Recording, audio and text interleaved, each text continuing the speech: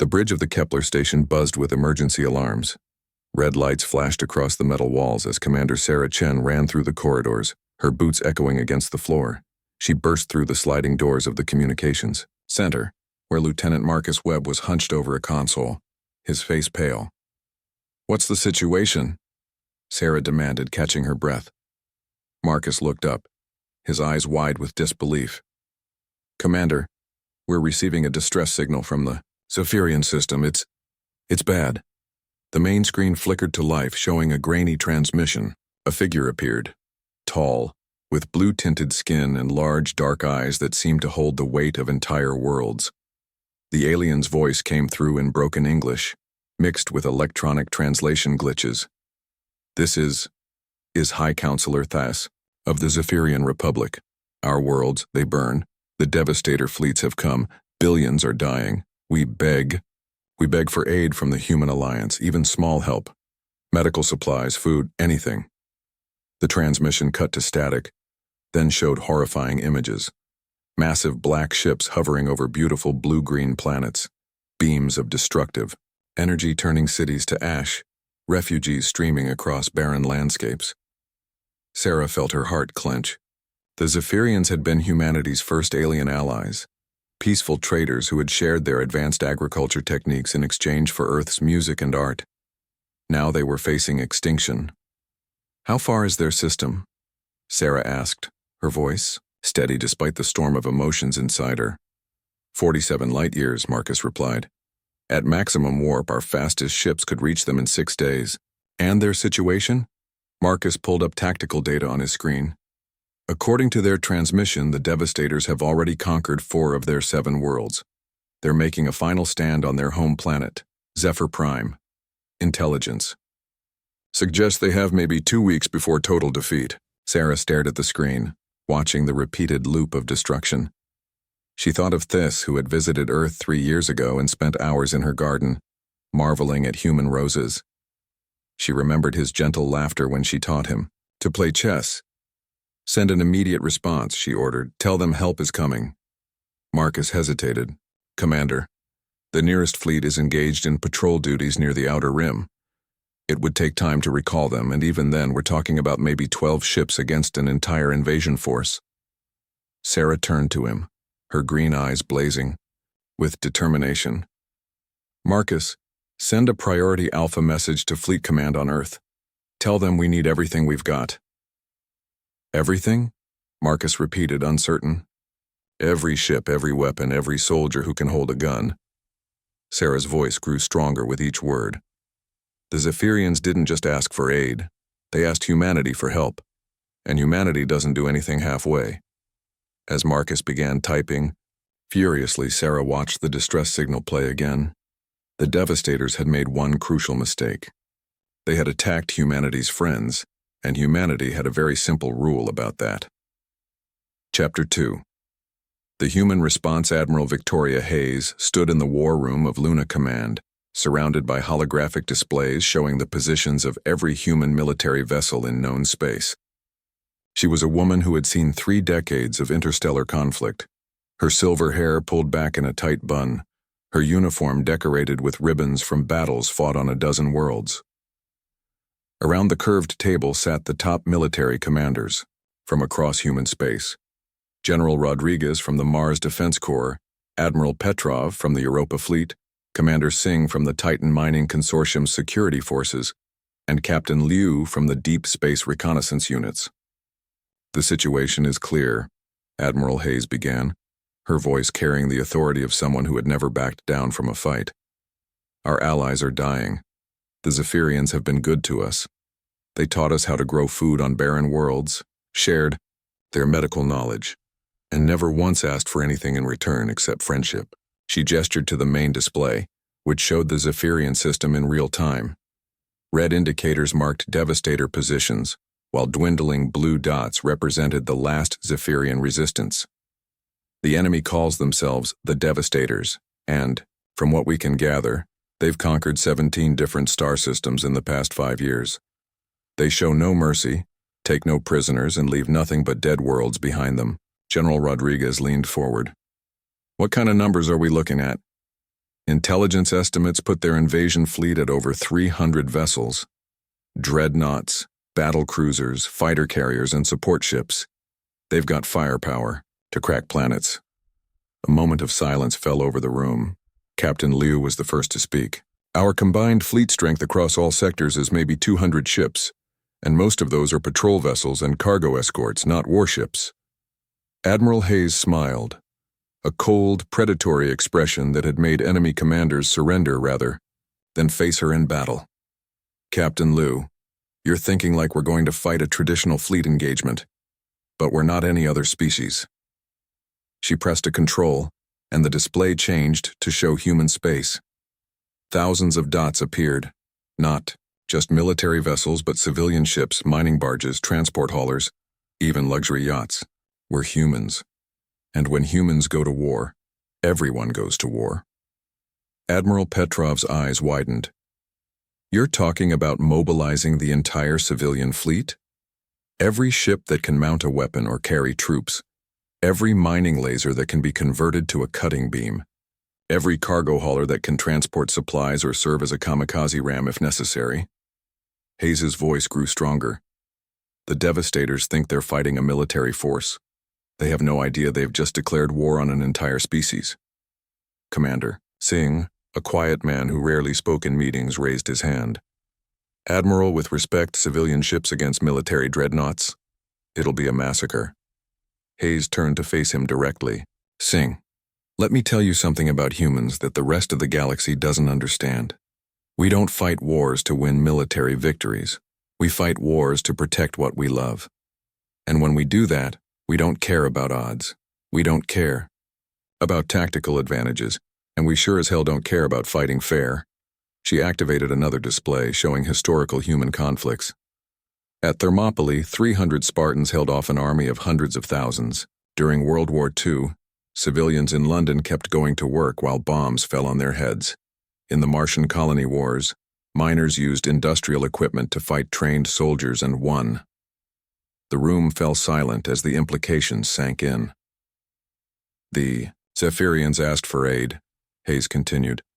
They thought maybe we'd send some medical supplies, some food, maybe a few ships to help evacuate refugees.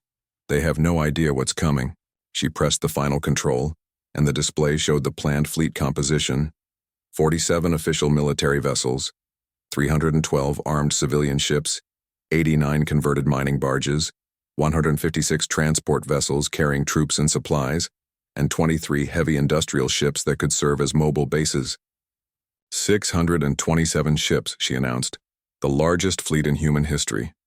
Every person who volunteers, every ship that can fly, every weapon we can mount or carry. General Rodriguez whistled low.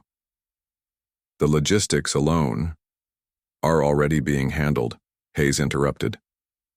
As we speak, shipyards across human space are working around the clock. Mining lasers are being retrofitted as ship weapons. Cargo bays are being converted to troop transports. Civilian volunteers are lining up at recruitment centers. Orden. Tho stood up slowly. This is insane. We're talking about risking everything. Our entire space-based population, our economy, our future, for one system. Admiral Hayes looked at each of them in turn. Yes, we are, because that's what humans do. We don't calculate acceptable losses when our friends are dying. We don't negotiate when innocent people are being slaughtered. We show up with everything we've got and we fight until there's nothing left to fight with. She paused, letting her words sink in. The Devastators conquered 17 systems because their enemies fought them like a conventional military force. Ship against ship, fleet against fleet, following the rules of civilized warfare. Her smile returned, colder than before. But humanity didn't get to the top of the food chain on Earth by fighting fair. We got there by being more stubborn, more creative, and more willing to sacrifice than anything else alive. The commanders looked at each other, then back at Hayes. When do we leave? Asked Admiral Petrov. The first wave departs in 18 hours. We'll arrive in the Zephyrian system in 6 days, just as their defenses are about to collapse. Hayes brought up the tactical plan. And when we do, the Devastators are going to learn why you should never threaten humanity's friends. As the meeting broke up and the commanders rushed to their ships, Admiral Hayes remained alone in the war room staring at the display. She thought about the Zephyrian children she had met during cultural exchanges, their innocent laughter as they played with human children in the diplomatic gardens. "Hold on," she whispered to the distant stars. "We're coming." Chapter 3. The fleet assembles. The space around Luna had never seen anything like it. Ships of every size and description filled the void between Earth and its moon. Massive military dreadnoughts hung alongside converted freight haulers. Sleek fighters shared formation space, with bulky mining barges bristling with improvised weapons. The sight was both inspiring and terrifying, a testament to human determination and ingenuity. Captain Jake Morrison stood on the bridge of his converted cargo hauler, the Second Chance, watching the final preparations. 3 days ago, he'd been hauling grain shipments between Mars and the Jupiter colonies. Now his ship was armed with mining lasers and packed with volunteer soldiers, ready to travel 47 light-years to fight an enemy he'd never heard of. "Jake, you seeing this?" His first officer, Elena Vasquez, pointed at their tactical display.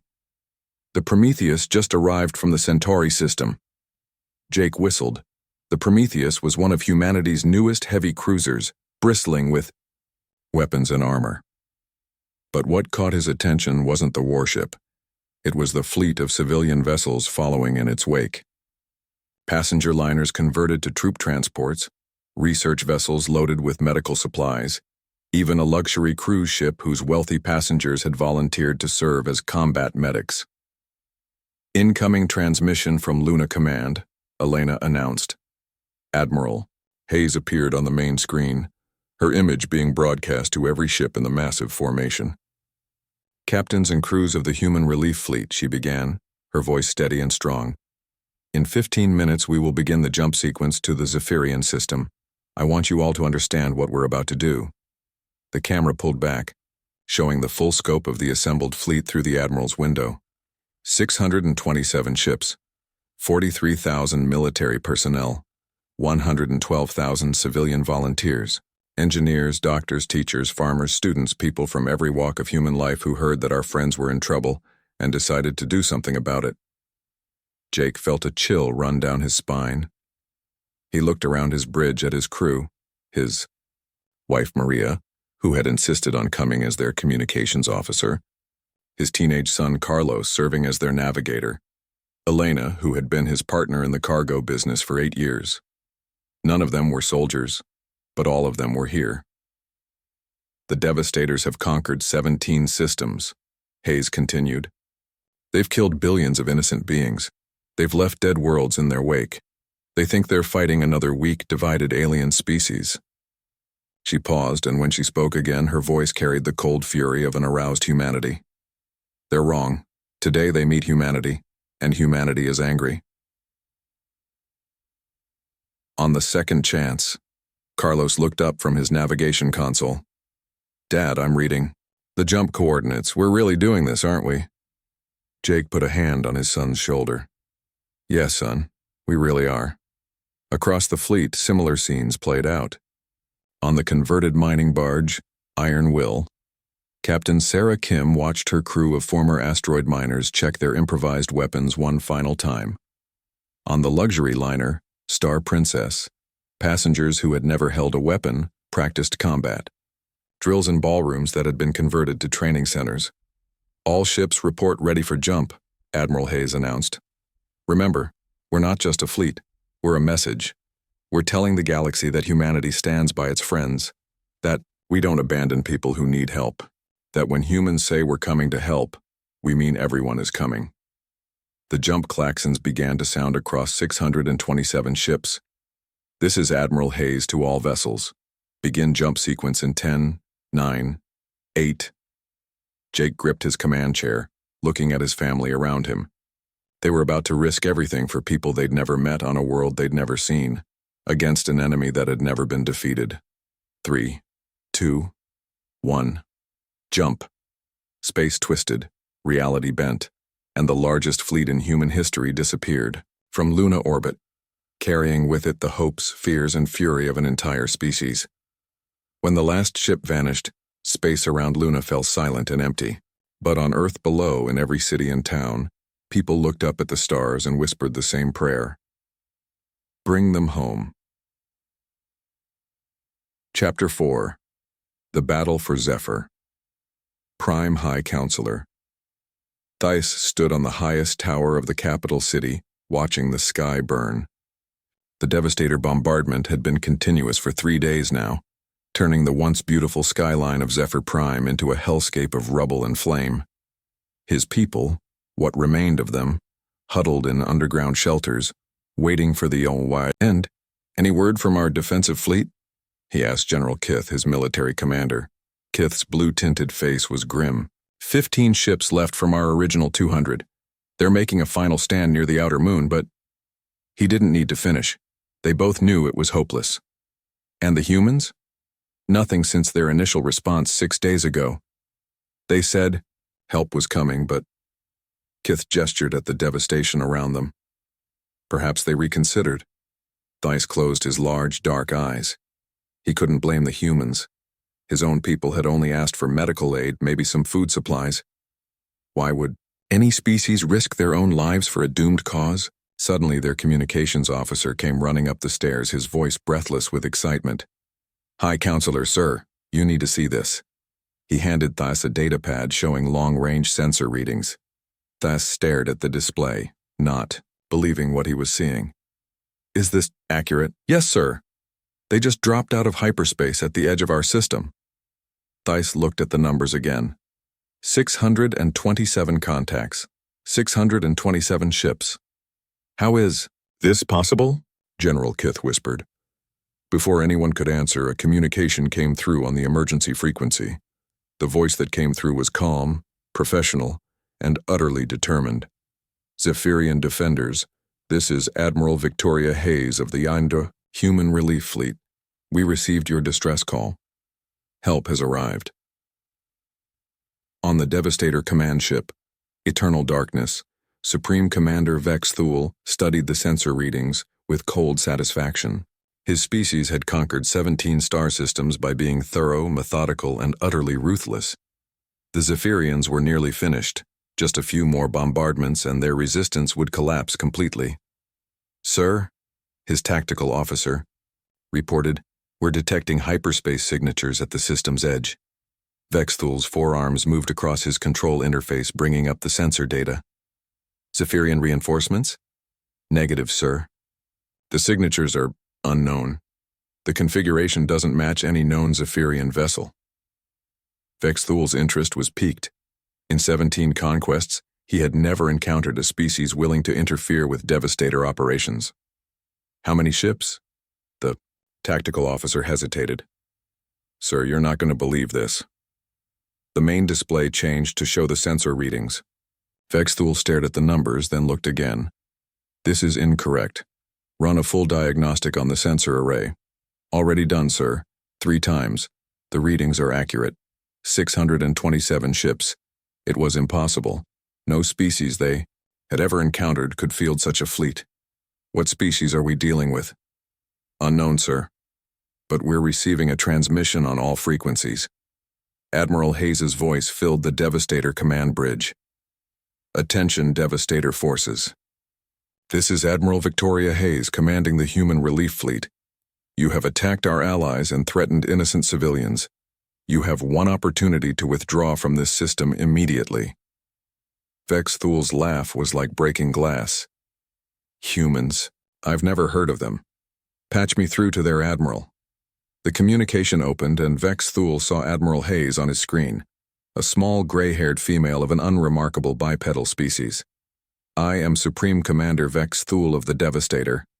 Empire. You command an impressive fleet, Admiral Hayes, but you are interfering with a legitimate conquest. Withdraw now and we will allow you to leave unharmed. Hayes smiled, the same cold expression that had terrified enemy commanders for 3 decades. Commander, let me explain something to you. The Zephyrians are under human protection. You've killed billions of innocent people. You've threatened our friends. Her voice grew harder with each word. Humanity doesn't negotiate with genocidal maniacs. We eliminate them. Vex Thule's confidence wavered slightly. He had expected fear, negotiation, perhaps a token resistance. This strange female seemed utterly unafraid. "Admiral, you command a large fleet, but we have conquered 17 systems. Our ships are battle-tested, our weapons proven. Your species, whatever it is, cannot have the experience." "Commander," Hayes interrupted, "let me save you some time. Humanity has been at war for our entire history. We've fought each other for resources, territory, ideology, and sometimes just because we were bored. We've perfected the art of killing things that want to kill us. And now you've given us a really good reason to apply those skills." She leaned forward, and Vex Thule felt something he hadn't experienced in decades. Genuine fear. "You wanted to see what human warfare looks like? You're about to get a demonstration." The transmission cut out, and Admiral Hayes turned to her tactical officer. "Signal the fleet. Operation Righteous Fury is now active. All ships engage at will." What happened next would be studied in military academies for centuries. The human fleet didn't attack in formation.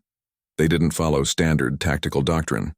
Instead, 627 ships attacked from every direction simultaneously, using tactics that no military AI could predict because they made no logical sense. Converted mining barges rammed Devastator destroyers, their mining lasers cutting through armor like paper. Cargo haulers released clouds of metal debris that destroyed fighter squadrons.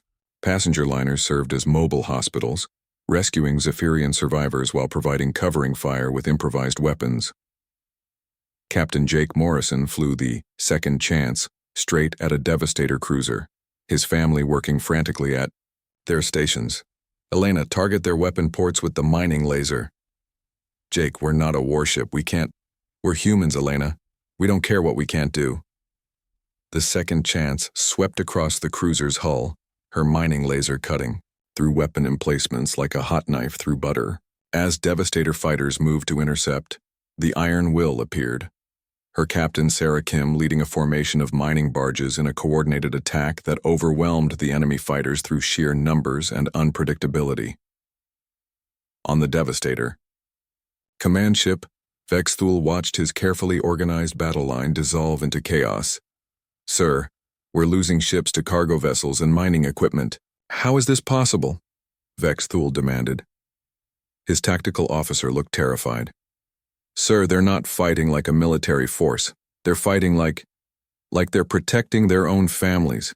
Every ship is acting independently, but somehow, they're coordinating perfectly. Our battle computers can't predict their movements because they're not following any logical attack pattern."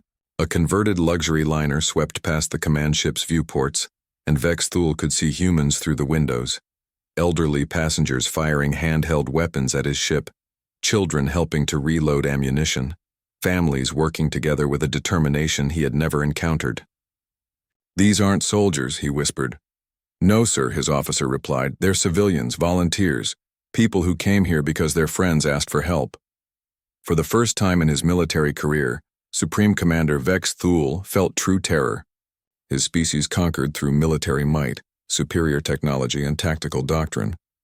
But these humans fought with something his people had never encountered. They fought with love. Love for their friends. Love for their families. Love for people they had never met but who needed help. And against that kind of determination, all the military doctrine in the galaxy was useless. "Sir, we're receiving another transmission from Admiral Hayes." Hayes appeared on the screen again, but now her ship was surrounded by the wreckage of Devastator vessels. Behind her, human ships of every description were systematically dismantling what remained of the invasion fleet. "Commander Vex Thule, you now have two choices. You can surrender and accept trial for war crimes, or you can continue fighting and be destroyed. But there is no third option. There is no escape. There is no negotiation." Vex Thule looked at his tactical displays. In less than 2 hours, the humans had destroyed over half his fleet using ships that shouldn't have been able to threaten a military vessel. "How?" he asked simply. Hayes seemed to understand the question. "Because you threatened our friends, Commander. And humanity has a very simple rule about that. If you hurt someone we care about, we will find you, and we will stop you, no matter what it costs us." She paused, and when she continued, her voice carried the weight of an entire species' resolve. "The Zephyrians asked for aid. They thought maybe we'd send medical supplies or food. They never imagined we'd send everyone, because that's what humans do, Commander. When someone we care about is in trouble, we all show up. Behind Admiral Hayes, through the bridge windows, Vex Thule could see the impossible sight of the human fleet, military vessels and civilian ships working together, rescuing Zephyrian survivors, providing medical aid, rebuilding what the Devastators had destroyed. And in that moment, Vex Thule understood why his empire's conquest had ended here, in this system, against this species. The Devastators conquered, through fear, but humanity conquered through friendship, and friendship, it turned out, was stronger than fear. I surrender, Vex Thule said quietly. Epilogue. What they never expected. 3 months later, High Counselor Thys stood in the rebuilt central plaza of Zephyr Prime's capital city. Around him, human volunteers worked alongside Zephyrian citizens to construct new buildings, plant gardens, and help children play in the fountains that once again sparkled in the sunlight. Admiral Hayes approached, looking tired, but satisfied. Her gray hair had grown longer, and she seemed more relaxed than when she'd first arrived. The last of the Devastator prisoners were transferred to the Galactic Tribunal today, she reported. Commander Vex Thule will stand trial for war crimes, along with his senior officers. Thys nodded, but his attention was focused on a nearby playground where human and Zephyrian children played together, their laughter filling the air. Admiral, I must ask you something that has troubled me since your fleet arrived. What's that, Counselor? We asked for aid. Medical supplies, perhaps some food. Why did you send an entire fleet? Why did your people risk everything for us? Hayes smiled, the same expression she'd worn when facing down the Devastator commander, but now warm instead of cold. Counselor, let me tell you something about humans that you need to understand. When we make friends with someone, they become family. And when family is in trouble, you don't send aid, you show up with everything you've got. She gestured to the bustling plaza around them. Every person here volunteered to come. The cargo hauler captains, the mining crews, the families who turned their passenger ships into hospitals.